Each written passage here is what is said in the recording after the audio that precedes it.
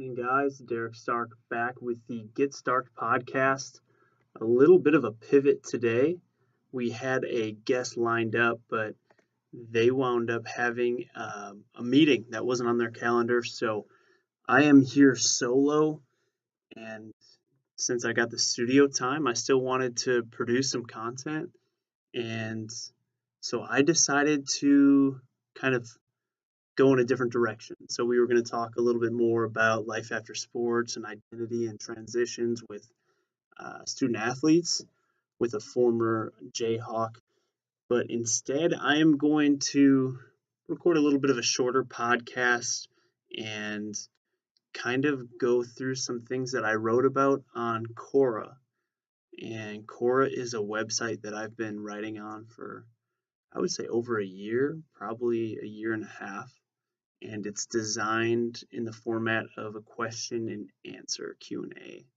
So, kind of something that I would like to do on this podcast at some point in time is do Q&A and have people send in questions and answer them. But you can go through and pick questions that you want to answer, or people might request that you answer something. And somebody requested that I answer the question, what will serve you well in life?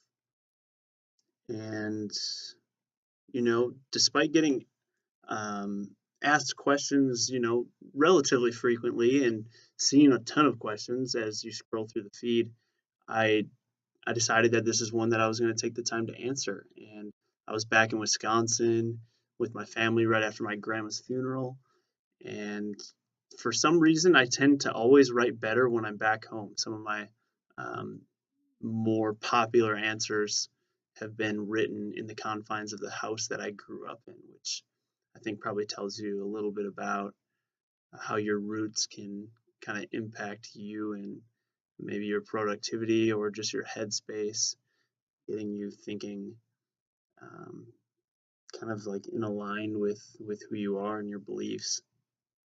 So what I usually do when I write is I make lists of 10, and that's based upon inspiration from James Altucher, who is an author that I really like, and it just kind of it feels good to flex the creativity muscle and just kind of make lists when I write. So I usually bold the theme or the idea, and then I'll write a little bit about it. So I'm going to go through this list with you all. 10 things that I, Derek Stark, think will serve you well in life. And the first thing is connections. So humans are social species. I think that goes back to Aristotle. I believe he might have been the one who said that, or a famous psychologist. Don't quote me on that. But we are. We belong in community, in groups, connected to other people. And I think with the advent of technology and the internet and social media, a lot of times we don't get that connection that we need. And I see it everywhere. I see it with my student athletes. I see it with my friends. I see it with my coworkers. People not engaged in the real world and engaged in this artificial social web online. And it's so superficial, and there's not a lot of meaning, I don't think, with a lot of it. Um, so I think it's really important that we focus on quality time with people and making that time without distraction. And I really struggle with it myself. Like, it's hard to put my phone away. But when you're holding onto your phone and talking to somebody, you're kind of telling them that I value this phone just as much as I value you, if not more. That's kind of what we're communicating. And we need somebody who's going to listen to us, right? Whether that be a spouse, whether that be a good friend, whether that be a therapist, we need to be able to get our thoughts out. And honestly, like, just recording a podcast sometimes can be therapeutic for me because I can get my thoughts out there and explore ideas and probably say some pretty stupid stuff. But then once in a while, say something that makes sense and resonates with somebody and maybe can have an impact on their life and motivate them to go out and get it in some regard. So I just think communication and connections, we need people to help us reach our potential. Like, when I've tried to do life alone, when I've isolated, that's when I've gone to some of the the darker spaces that I've experienced in this life. And when I've been intentional about surrounding myself with people, that's when I've been probably the closest to actualizing my talent and abilities. So um, I ultimately think that when we try to do life alone, negative outcomes are imminent. When we do life with others, actualization becomes feasible. Point number two, patience. So, a lot of the people who know me really well know that I spent many years single and lonely and not super happy or content with that.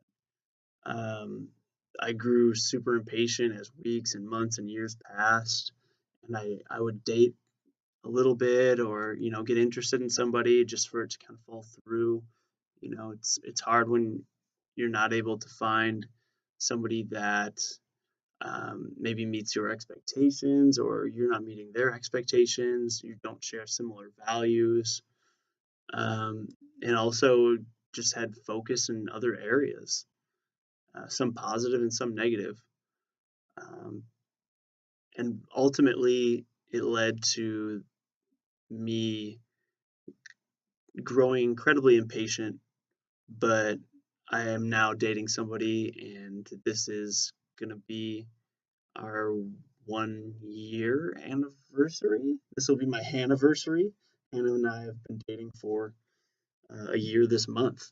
So it's really all paid off, and um, it's been really nice to have somebody who's not only beautiful externally, but just as much, if not more, internally. And just going through life with her and going through the ups and downs that relationships have, it's really paid off because although I'm sure there's plenty of other people out there that I could have wound up with that I would be happy with. It feels right, and it definitely feels as if it's been kind of a 1 + 1 = 1 situation. So I really think that when we talk about what will serve you well in life, patience. I see a lot of people that rush into relationships because they want to be in a relationship.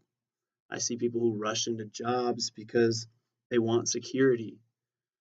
See people who stay in their hometown forever and they have dreams and aspirations of getting out, but they don't have the courage uh, to do so. And I think sometimes you just got to be patient with the process and kind of make sacrifices in the short term for hopefully long term satisfaction.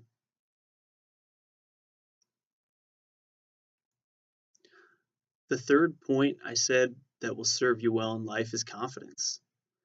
Um, there's a lot to be said for somebody who has genuine confidence in their ability. We all probably have a good friend, a colleague, a family member whose confidence exceeds their abilities. They call this in psychology the Dunning-Kruger effect, when you have a higher belief in yourself than is actually the reality. Um, but with that said, confidence can be the difference between two players who have the exact same talent level, and one with a very high level of confidence is a starter, whereas the athlete without confidence is a role player who maybe doesn't even play and rides the bench the entire season.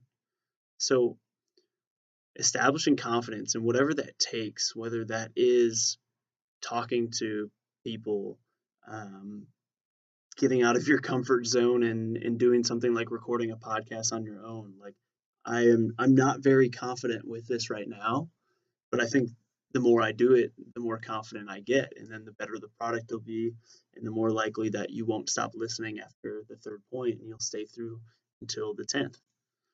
So I think that finding ways to build your confidence, and it all starts with knowing yourself, know thyself. So understand how you build confidence and then do things that will kind of, I guess, generate that or set you up for success. My fourth point that will serve you well is discipline. It's pretty self explanatory, right? So there's a famous marshmallow experiment that took place at Stanford, and it kind of provides perfect evidence for the relationship between self-discipline and success in life. So the researchers, they took all these kids, probably age 6, 7, and they sat them at a table, and they placed a nice, fluffy marshmallow right in front of them, and they said, "We'll be back in 20 minutes. If you eat this marshmallow, that's cool, but if you don't eat it, we'll come back and give you another one." So they came back, and good majority of the kids, of course, stuffed their mouth with marshmallow and enjoyed that nice sugary texture melted in their mouth. And then there were some kids who they overcame the urge to gnaw down the marshmallow, and as a result, they got to double down on their sugar intake, and their parents were not super pleased about it. But the point is that this was a longitudinal study. So what the researchers did is uh, they documented data, or they continued the research process over a long-term span, and they found out that the individuals who ate the marshmallow compared to the individuals who waited and got the second marshmallow were not nearly as successful in the long term. So ultimately, what is this saying? It's saying that people who are able to overcome their desires in the short term for long-term benefit will inherently be better off than individuals who cannot. So whether that's greed, alcohol, drugs, lust, you name it, being able to say no, being able to admit this would be really nice right now, but I'm not going to do it because long term, in 20 minutes, I'm going to be better off for not engaging in this activity that is so alluring right now. So like I said, those people, they had higher levels of education attainment, they had higher income, they held jobs with better titles. Um, the research is really something to look at. So I would encourage you all to check out the famous marshmallow experiment at Stanford, probably in the 60s or 70s that took place. And then the fifth point that I think would serve everybody well is writing. And that's something that I really like to do, and I don't do nearly enough of it. It seems that there's so many things that pique my interest, and it's kind of hard to find a balance and really engage with a lot of them, especially considering if you're not making money doing something, you can only exert so much effort and time into doing those things. So, but I think just the simple act of articulating your thoughts is so powerful. And, maybe 5, 10 years from now, you go back and look at a journal and you realize, wow, I was saying this back then and nothing has changed. Like, I still need to make this change in my life. I still need to be more disciplined. I still need to have courage to go after what I want. The world's best writers started off in the same boat that we're all in, right? Shoddy at best. They weren't great writers. It's something that they developed and cultivated over time. And the same thing can be said for anything. If you want to learn a musical instrument, if you want to start golfing, if you want to pivot and start working in the financial sector instead of working in sports, everything is going to be a process. But building the ability to speak and write, I think of those things as going together. So right now I'm articulating what I've already written, but those are two timeless skills that are always going to be around.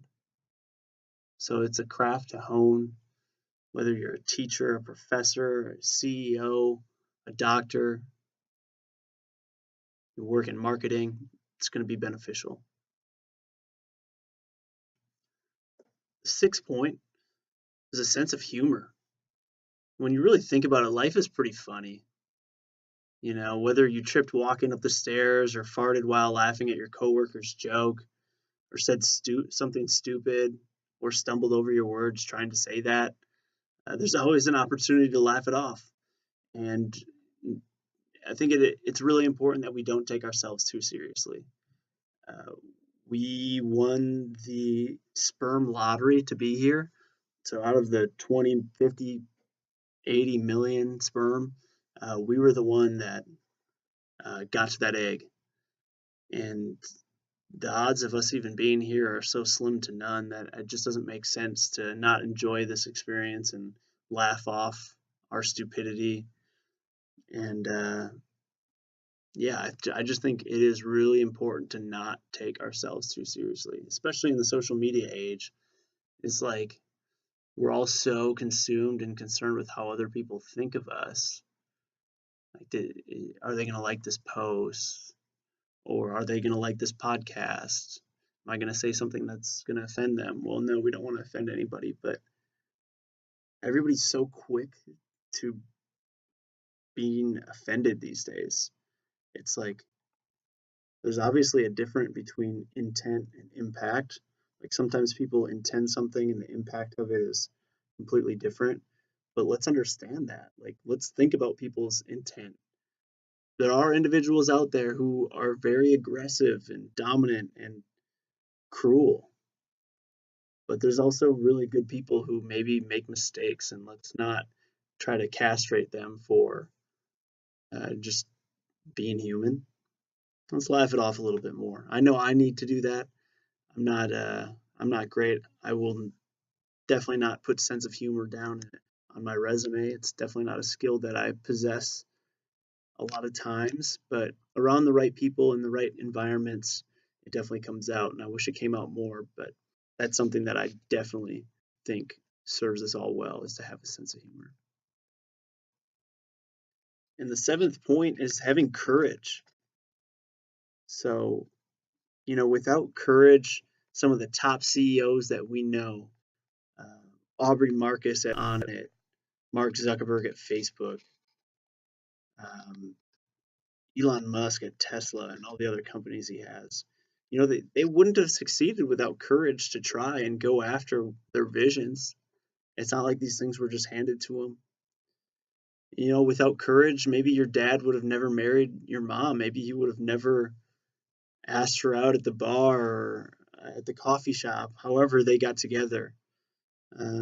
Or maybe if he didn't have the courage to let her know that he wanted to kiss, then maybe you wouldn't even have been born. Think about little things like that.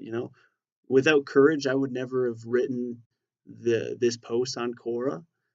And it ultimately has, I think, 50,000 views right now, so it's touched a lot of lives.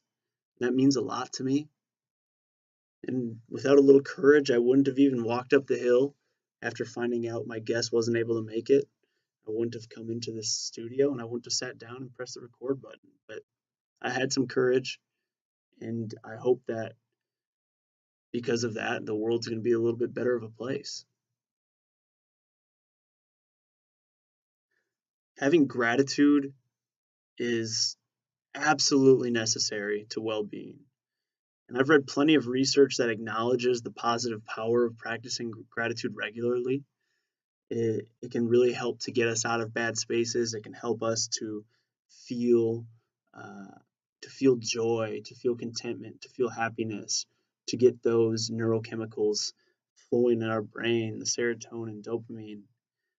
When we're able to identify a few people or experiences or things in life that make it worth living, our happiness increases, and the depression and anxiety that I know so many of us are struggling with um, tends to dwindle. So I want to take a second here to express some gratitude. So first, I want to express gratitude to my good friend Mitch Edquist. He is a regular listener of the podcast. He's also been a guest. He encouraged me to start. He encourages me all the time, and he's a brother to me. So Mitch, I love you. Safe travels back to Wisconsin.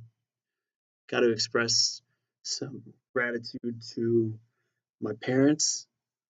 I miss you so much and wish I could be back in Wisconsin and spend more time with you guys. Maybe you'll listen to this. I'm not entirely sure, but either way, you'll probably find out somehow that you got a shout out and you'll check it out. So I love you guys. A little exercise I like doing in the morning is like writing down grateful for and then listing off 4 things that I'm grateful for. So I guess I got 2 more left. Definitely have to go with Hannah. I appreciate you so much, and I always look forward to the weekends when we can spend some time together.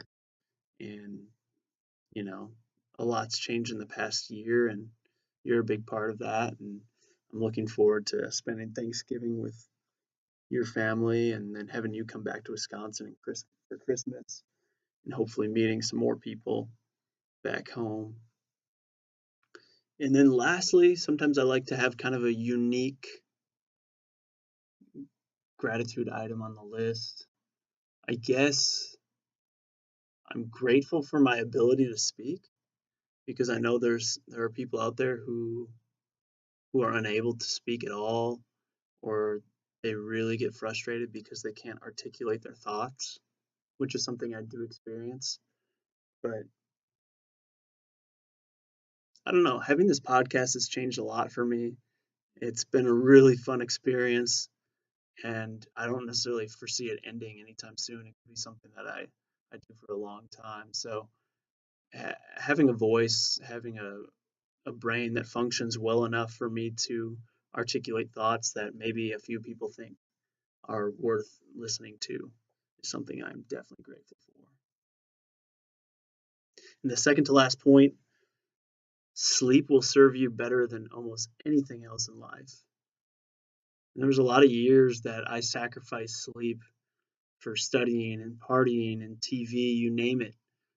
Um, I just thought that I would catch up. I'll catch up later. I'll drink some coffee. I'll do whatever I got to do to get through tomorrow. But right now, I'm taking these short term highs and not worrying about the long term, not worrying about tomorrow, next week, next month, 10 years from now. But at some point, it all catches up to you. And once you've experienced burnout, and once you've lost your motivation and your desire to pursue things that have always meant a lot to you, you really start to realize that sleep funnels into everything else. Sleep is what gas is to a car, to a human. We need it. And when we're low, we go and get more. And it doesn't matter what the price is. It doesn't matter if you're missing out on a party. It doesn't matter if you're missing some of the Bucks game against the Lakers because they started at 9:30 at night. You sleep. And then you wake up and you've got hopefully close to a full tank, or at least a half tank, and you can make it through the day. So rather than just depriving yourself of a slumber, make it a mission to sleep however many hours you need to feel refreshed. That might be 4, that might be 6, that might be 8, it could be 12. And you know what? You'll still got 12 hours left in the day if you sleep 12 hours a night. And I think that most people can get their business done in 12 hours, especially considering how often I see people at work on their social media, and I'm guilty of it too, you know, playing games on their phone. We've got the time, people. We've got the time. Speaking of, moderation is very vital in life. Quora is great. Instagram is nice. Beer is tasty. Ice cream is delicious. Sex is definitely fun. And all these things in moderation can be just fine. But when we allow them to take over our lives, they become far more detrimental than beneficial. So if you can't drink in moderation, don't drink at all. And if I can't use Quora in moderation, well, then I can't be on Quora. But if we are able to use these things that we love and value and treasure, if we can use them in moderation, then they're wonderful. They're all the things in life that make life worth living, and they make this experience beautiful. And that is my list of 10 things that will serve you well in life. So I appreciate you listening to this unique podcast. It's been different. I'm not sure that it's something that I'll do often, but I don't know. It got a lot of great feedback on Quora, so I guess this is just another way to kind of get it out there to another handful of people. So before I let you go, I just want to ask you to please um, find this podcast, the Get Stark podcast, on iTunes and leave me a review, subscribe, those kinds of things that kind of help the podcast out, generate some numbers that could then potentially get me on Spotify or some other places that host podcasts. Um, yeah, we live in a data-driven world, so that's a big thing. And then give us a follow on Twitter, Get Stark Podcast. I'm at Derek Stark or Dr. Stark on Twitter. Use both accounts and let me know if you'd ever want to come onto the podcast. Just shoot me a text, give me a call. I'd love to hear from you. I love to hear who's listening because I can oftentimes see numbers, I can see locations, but I don't know exactly who's listening to the podcast. So if you've gotten to this point, shoot me a text and just let me know that you listen to this podcast, and that'd mean a lot to me. Appreciate you all. Appreciate all your support. Thank you so much for listening to the Get Stark podcast. I'm so excited to be on this journey with you, and we're just getting started. Talk to you next time. Bye-bye.